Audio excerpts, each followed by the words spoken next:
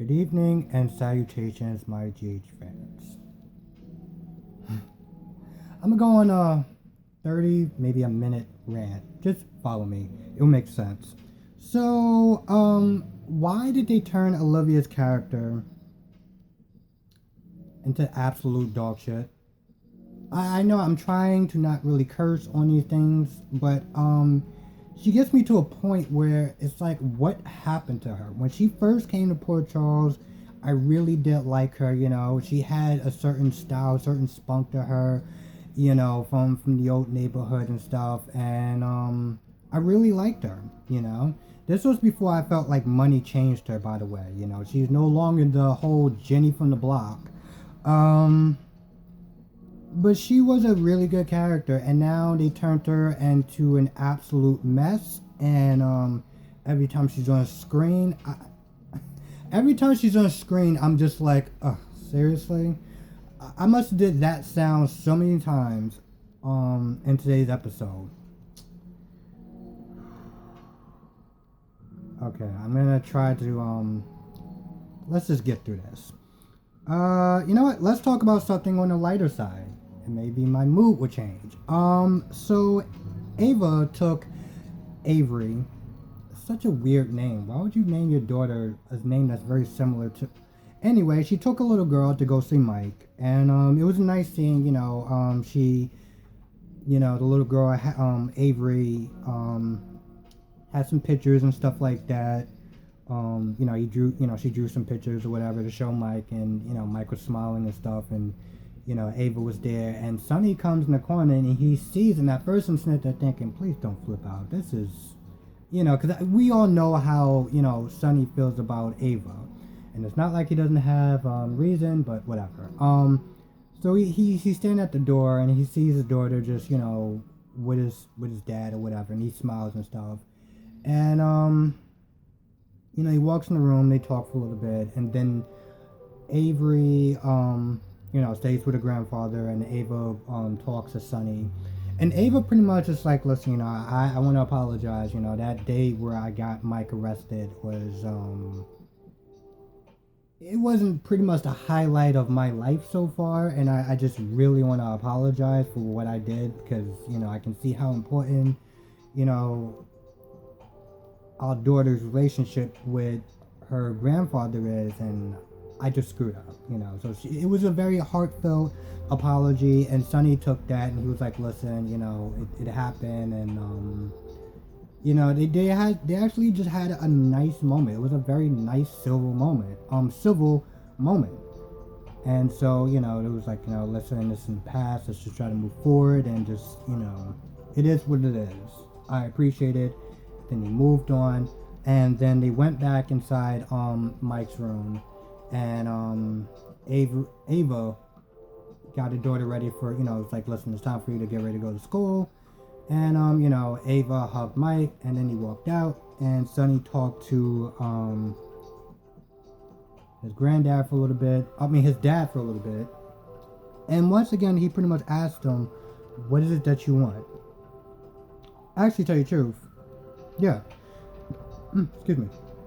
She was like, what is it that you want? Do you want, in a roundabout way, he pretty much asked about the DNR again. And, he was like, do you want help? Do you not want help? What is it that you want? And, one of the attendees, came to get Sonny. Was like, listen, Sonny, your dad isn't eating. He's not really getting proper nutrition, the way he should. And pretty much, he was like, listen, we may want to put him on a feeding tube.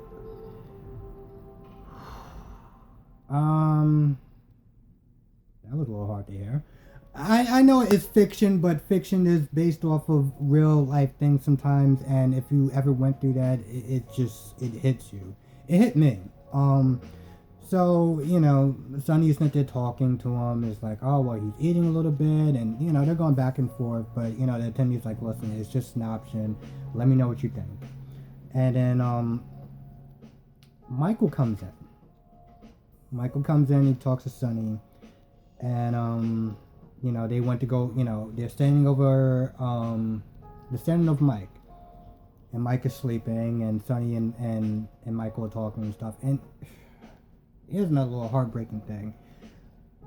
I feel like here's the thing. There's a lot of There's a lot of sad moments in someone's lives, and one of the sad things is where the child becomes the parent in a way.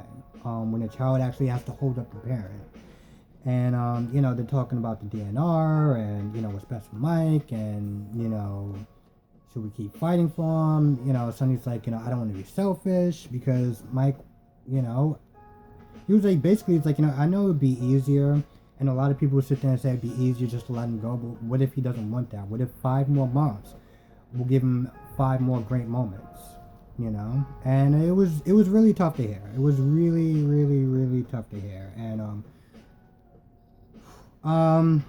yeah, it was just really tough to hear, and it's really a heartbreaking scene when, you had Michael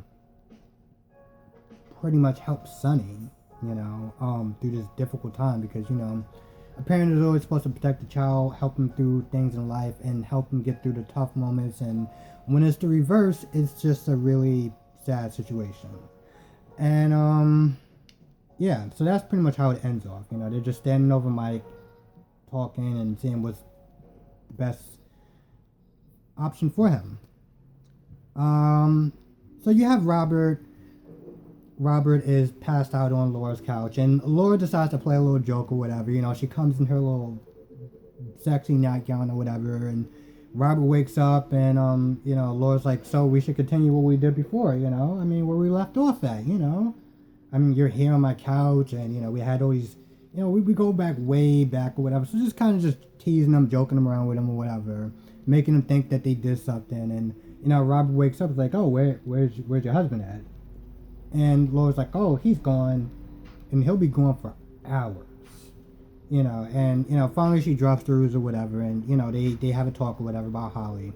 Now, I'm gonna kind of interject a little bit.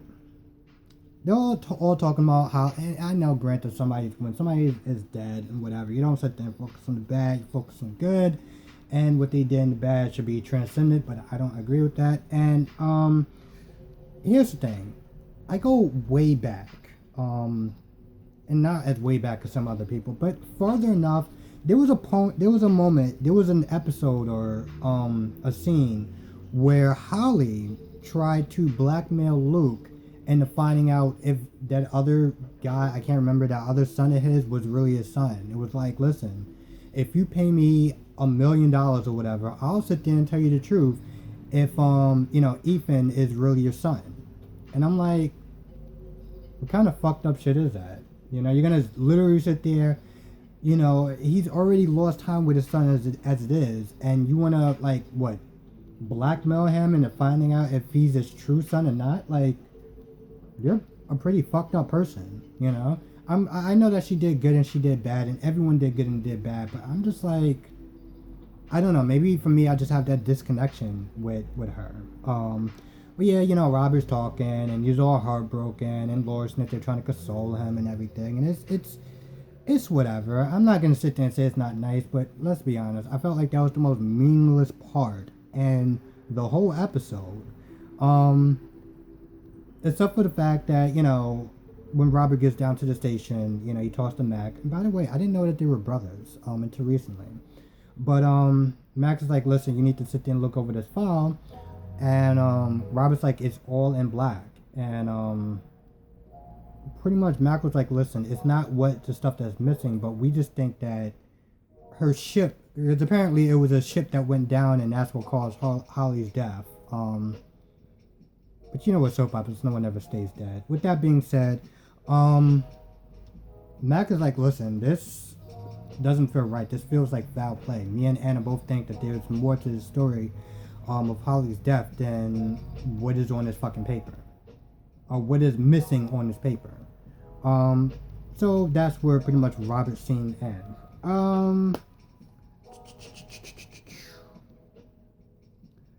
Chase is in trouble. And so Chase wakes up and has one of his sex dreams, because let's be honest, sex dream. And he wakes up, and first of all, I don't really understand, whatever.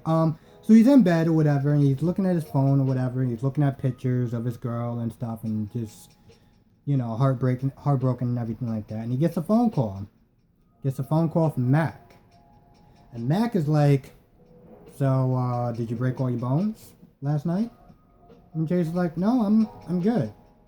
And, Mac is like, so, why aren't you at the station? Like, why aren't you at the station? And Chase is just like, oh shit, yeah, I'll be down there in like 10 minutes. So he gets down there, and I don't know if Carly said something. I don't know if Carly said something or brought it to his attention. I don't know if he said no. I don't think she actually did, which is actually sad because this means that Chase is in some trouble because Mac is chewing him out. He gets to the station and Mac is like, listen, if you're not, like, he takes one look and he's like, yo, listen, are you alright? You good? Like, cause if you're not all here, do what you need to do and then come back when you're ready because I don't feel like you're all here. And Chase is like, well, I'm all here, I'm good, I'm ready, whatever, blah, blah, blah. And so Mac is like, so, I'm looking at this report and you arrested Brooklyn. And, he looks at it, he's like, saying that she's tenacious and she's combative and all this, that, and the third. And Chase is like, yeah, because that's what she was. And Mac is like, well, that's how quartermains are. And Chase is like, and to some extent, I agree with Chase, because Chase is like, so what, because her last name is Quartermain, we should just sit there and give her a free pass? Like, what is this? And Mac was like, no, but you arrested her 3 times in a row. A lot of people could sit there and look at this as abuse of power. Abuse of power. And so Mac is like, listen, you need to find a way to make peace with her, because you arresting the same person 3 times in a row doesn't look good. And to be honest, I completely agree. So Mac is like, yo, you need to just do what you need to do, straighten shit out with her, and get your head in the game. So, Chase is sitting at his desk, and Willow walks in, and Willow's like, listen, by the way, me and Michael got married. I want you to hear from me first, so that way it wouldn't feel like it, because she was like, listen, it's better coming from me than coming from a total stranger, and this way it would hurt less. Now, I gotta be honest, I get the idea of it, but I feel like it would hurt more to have your ex come in and sit there and say that she's married somebody else, and I didn't want you to hear it from anyone else, I'd rather you hear it from me. I don't understand how that would hurt less. Please, somebody at the bottom, explain that to me, how that would hurt less. I would love to fucking know. And Carly's there. Because Carly was ready to chew him out for, getting on Brooklyn's case like 3 times in a row. So Carly's there, and then she sees the situation, and Willow leaves, and she's like, And I'm just left there thinking, so is this really a good time to chew him out? I mean, do you not see how broken he looks? And, my heart went out to Chase, obviously. Not just because we're guys and we need to stick together, but just looking at the damn scene. Do you really... I mean, he already looks like he's broken. Do you really want to do anything more? So, let's see. That scene ends for Chase. Willow and, Michael talk, and it's... I have to tell you the truth, I'm not gonna lie, it's just fluff. In the beginning of the episode, you have, Brooklyn and Michael talking, and, Brooklyn is just singing Michael's praises, and just saying how lucky Willow is to, be with, Michael, and to some extent, I'm not gonna lie, I mean, it's true. He's, listen, he's everything that Chase is, except for he has money. Let's be honest. And granted, Willow is not a shallow person, so even if Michael didn't have that money, he still is everything that Chase is. So, I mean, be honest, you couldn't really go wrong either way. You couldn't go wrong with Michael or Chase. They're both fucking great guys. So, yeah. He's not even a consolation prize. He's just another great fucking guy. So, without the money, he will still be a great option. And of course, Willow comes down, and then Brooklyn leaves, and then Michael and Willow talk, and I'm not gonna lie, it's kind of a lot of fluff, talking about how great they are for each other, and they're doing this for the right thing, and blah blah blah blah blah. Also, they're talking about getting ready for the court hearing and how they're gonna win, and blah blah blah blah blah. I'm not gonna lie, their scene wasn't really that important. They didn't say anything relevant, so it was fluff. Okay, I felt like I calmed down a little bit, just a little bit. So yeah, this is the part where I said Olivia has lost her damn mind. Let me explain. So Lulu and Dustin walk into the Metro Court, and you can just see the. I'm trying to refrain from using the B word, but it may slip out, and if it does, I apologize in advance. So they walk into the Metro Court, and you have Olivia talking with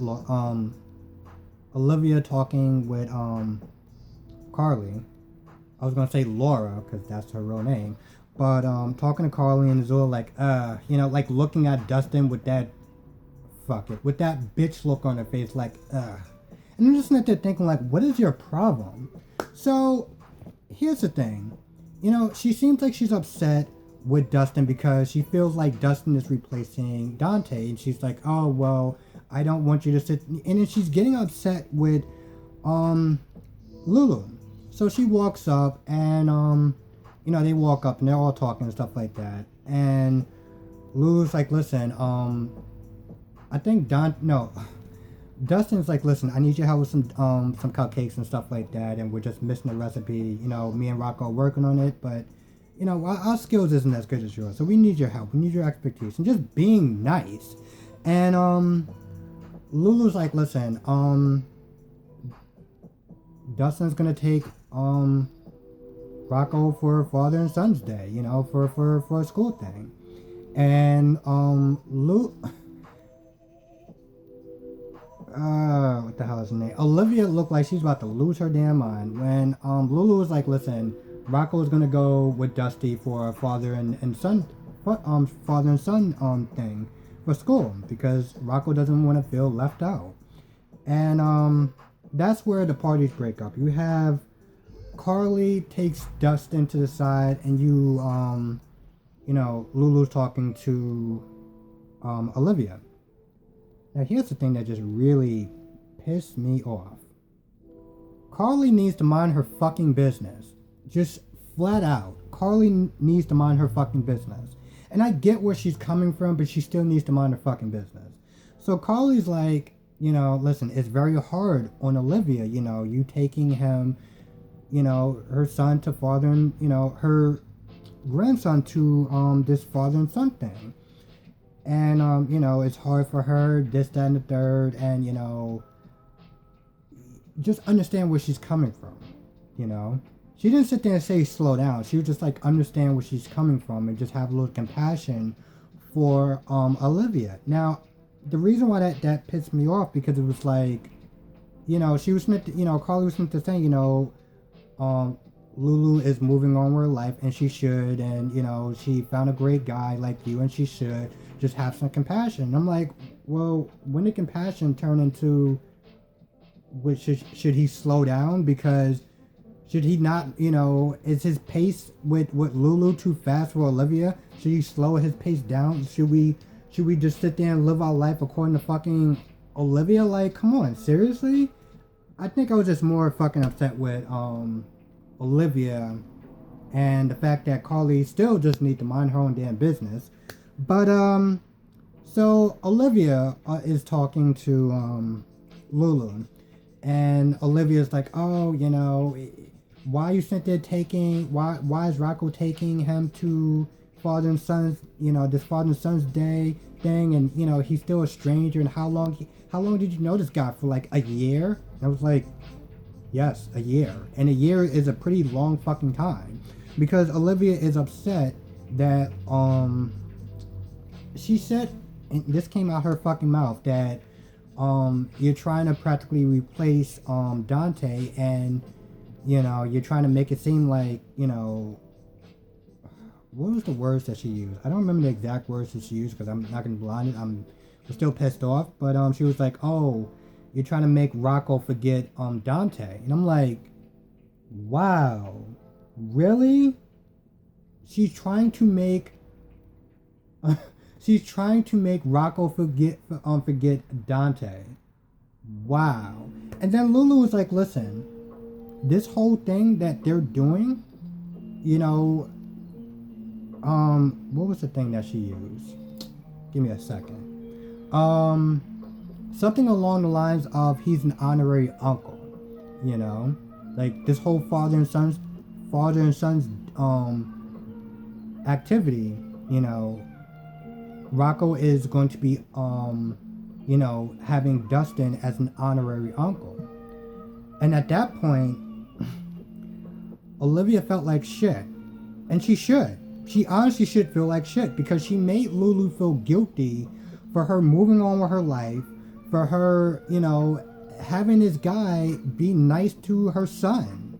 And that's the thing that really fucking pissed me off, is that she was incredibly fucking selfish. And she was selfish to the point where Lulu actually went to Laura to sit there and say, "Am I doing the right thing? Am I moving too fast with Dustin? Am I pushing Olivia?" She was so worried about pushing Olivia out of her and her grandson's life. Like, you made her feel that guilty. Here's the thing, and this is pretty much over, but I'm gonna rant a little bit. And that's the reason why I'm so fucking pissed off at Olivia, is that she is. Let me turn this down a little bit.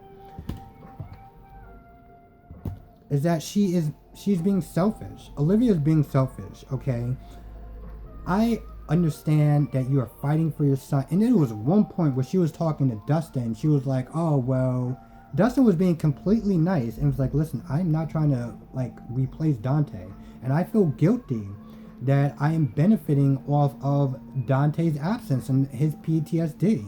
And at first, Olivia was like, "Well, he didn't leave because he wanted to. He left because he had severe PTSD." We already know that. Why are you sitting there telling him something that he knows already? She got so angry that she started using words and things that just didn't make any sense.